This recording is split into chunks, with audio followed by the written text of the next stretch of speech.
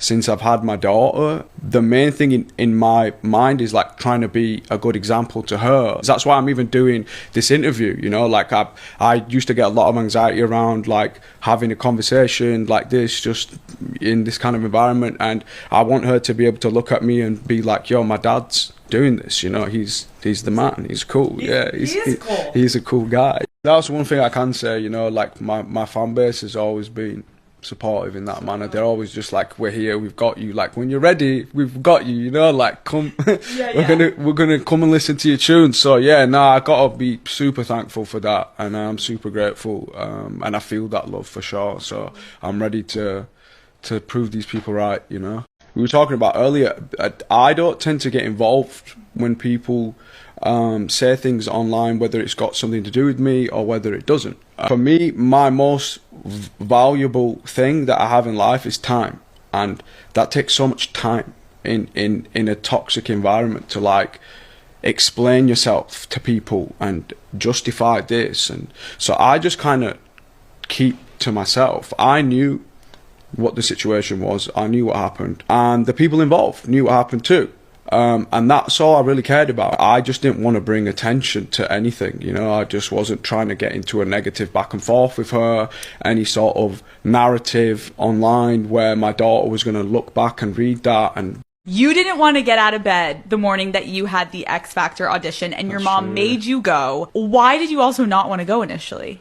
I think it was just nerves. I built it up in my head, and I was like, yo, this is a massive thing. I was like, I don't think I'm going to go today. And my mum's like, you are going. You're going right now. You're going to go see what happens. So yeah, I definitely owe it to her for that, for sure. Oh my God. And so did you like practice? You were practicing for it? Yeah, but I had no idea, no clue. Like they told us like we had to have like a backing track, a karaoke version, and like I was so like inexperienced at that time that I didn't even know what that was. So like I was just planning on singing a cappella, so I was just going to do it like without anything. No big deal. And it was so weird for me to adjust to singing on a backing track. I was like, this is such a weird experience.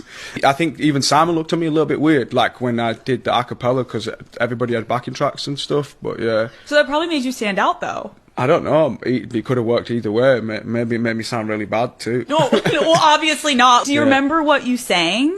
Yeah, I do. Mario, Let Me Love You. And the reason I said that is because I've seen that performance back a few times and cringed every time I watched it.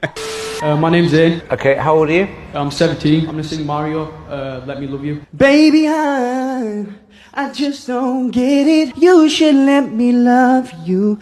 When you look back at that moment, is it like surreal? Like, does it even feel like a lifetime ago? Yeah, it does. It feels like so much longer than. And I met Harry on my audition day because we both auditioned in Manchester. Okay, so you guys weren't complete. We sat next to each other in the audition. Oh, so it was like fucking meant to be. He was sat right next to me, we spoke, and I went in and did like a producing audition round, and then he went in straight after me.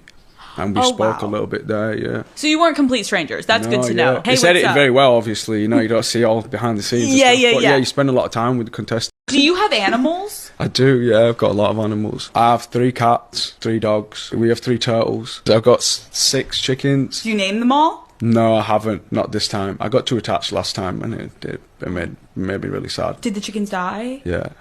Oh God. I took my chicken to the vet to get a scan because something was wrong with her, and the vet laughed at me and said people don't bring chickens here.